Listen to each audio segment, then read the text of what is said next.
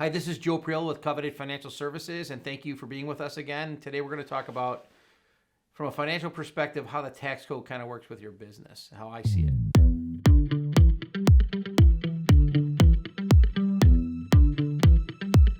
So this is an interesting topic because I just don't understand it. And Okay.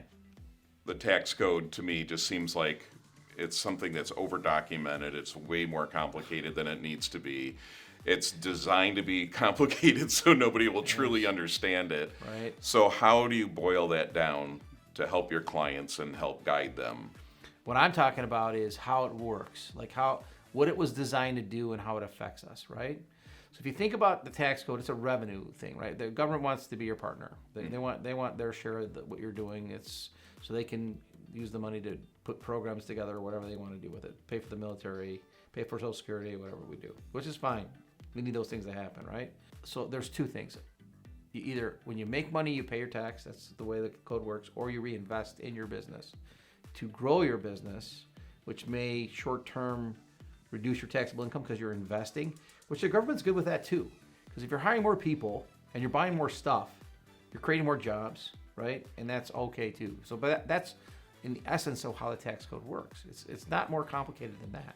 Either make money and pay your toll, and or reinvest in your business and grow it to create jobs and consume products that other people make, which is the key to this, or develop things, right? So the right math answer is finance. So, and that's driven by your capital need and what you want to do to execute a plan for your business. We've talked about that many times. So how much you pay in tax, or how you try to, if you're trying to hit a target or a money, is based upon what you need for the next year. Like if I'm gonna grow my business by 5 people and buy some trucks and stuff like that, there's a math answer for that.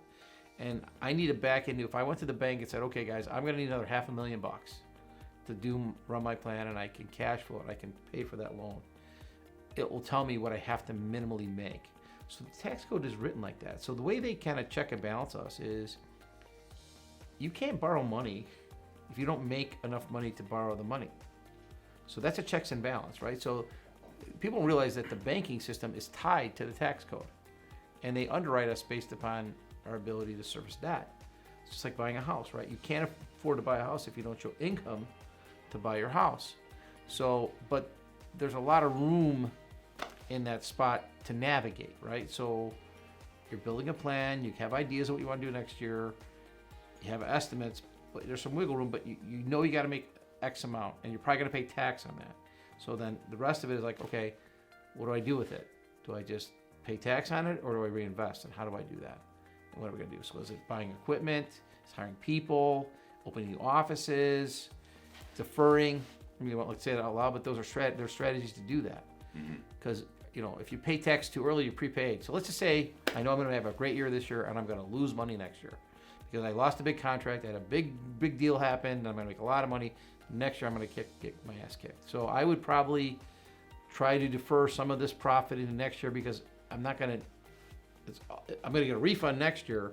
So why wouldn't I try to defer some of it into next year? Because I'm going to lose money next year because I don't have as much work as I had this year. That's planning. That's strategy, right? For somebody who's not deep into this, and but a client of yours or a potential client of yours, what in a nutshell does Coveted do for the client to help them prepare for their taxes? So there's pieces, right? There's pieces of this. So the first piece that we do is our core analyzing of their projected cash flows that they're going to need, and the debt service, right? So you have all the debts you're going to have or want. That creates a number, a numeric number, for you to calculate what you need to make to pay for those debts. So that's the X number that I'm going to tell you, right? If you execute your plan, you said you need this, this, and this. You need to make Y. Y is what we're shooting for. We can't make less than Y. It's discretionary if you want to make more than Y, okay? And how much to make more than that. Because if your plan changes and you want to go faster, you need to have a little bit of cushion, right? So a little bit more is not going to kill you, right? But if you have twice as much as Y, or 3 times as much as Y, now you have a problem, and that happens quite a bit. So what are you going to do with twice as much income that you don't need, right? It's just going to go, you're going to write a check to yourself, you're going to take a distribution, But it isn't going to let you buy a lake house. It's not going to take you on vacation. It's going to Mr. Your Partner, your IRS. So to be able to anticipate that and how to use it, you need time to think about it, right? Mm-hmm.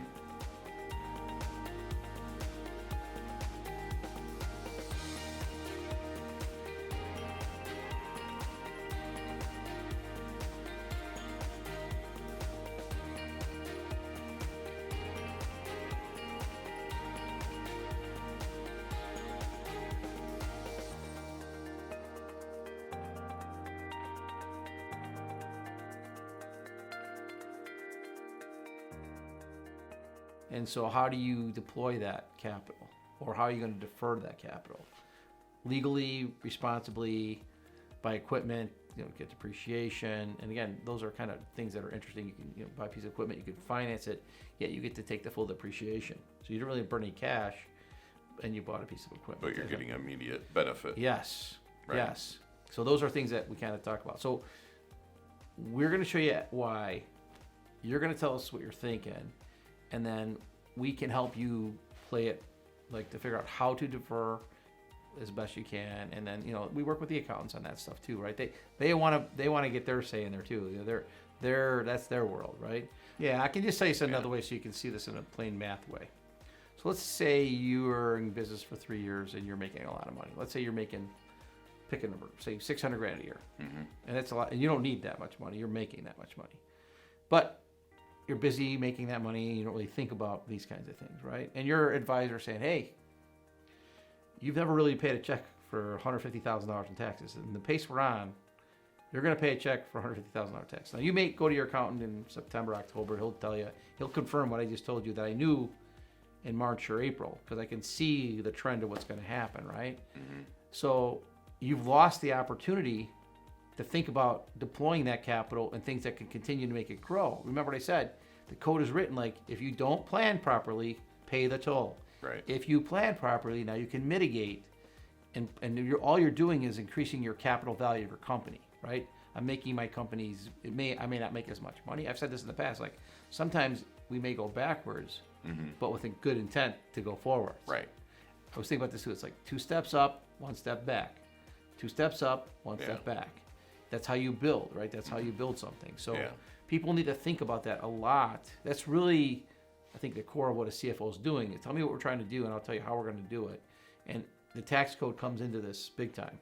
So essentially, and again, it could apply to a lot of things, having a really good strategy and knowing where you need to be and what your anticipations are will make for a happier time. And generally understanding how the tax code works. I Right. mean, if I teach you that, like, you're going to think about it like, you're going to put your head down and work, and hopefully you're successful, make a lot of money. But then sometime you're going to say, uh-oh, I better be thinking about what's going to happen to me if I don't think about what I'm going to do with this money.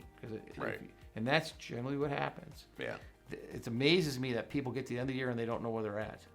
Again, if you don't use them early enough, then you're not getting your value. So the right way to have a CPA, I think, is that you should meet with them at least maybe 2 or 3 times a year. We do have them come to our meetings, and we tell them our plans, what we're doing, and they help us execute. Right. They're not changing our execution plan. They're helping us do what we want them to do, make sure we can execute it. Right. And we educate them on what we're trying to do. Like, here's our math. Everybody's on the same page, working towards the same goal. This is what the owner wants to do. We're trying to create the value of the company. And there should be no animosity. We're on the same team. We're just playing the hand to try to get the right thing that we're both trying to accomplish. So.